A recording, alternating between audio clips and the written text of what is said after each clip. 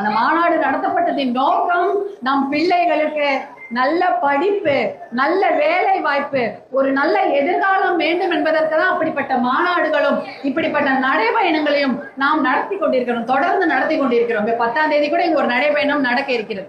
அப்ப எதுக்கு? நம்முடைய பிள்ளைகளுடைய வாழ்க்கைக்காக. அவங்களுக்கு நல்லா படிப்பு வேணும்னா இடஒதுக்கீடு வேணும், சாதி வாரி கணக்கெடுப்பு நடத்தணும்.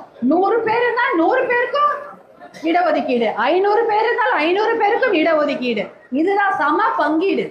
எத்தனை பேர் இருக்காங்களோ அத்தனை பேருக்கும் படிப்பு, வேலை வாய்ப்பு வேண்டும் என்றால் சாதி வாரி கணக்கெடுப்பு நடத்தப்பட வேண்டும் இல்லையா? சாதி வாரி கணக்கெடுப்பு எல்லா மாநிலத்திலயும் இப்ப நடத்த ஆரம்பிச்சுட்டாங்க.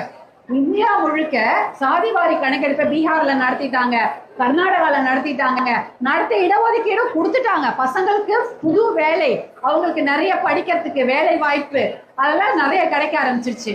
தமிழ்நாட்டிலும் அது நடத்தப்பட வேண்டும் என்பதை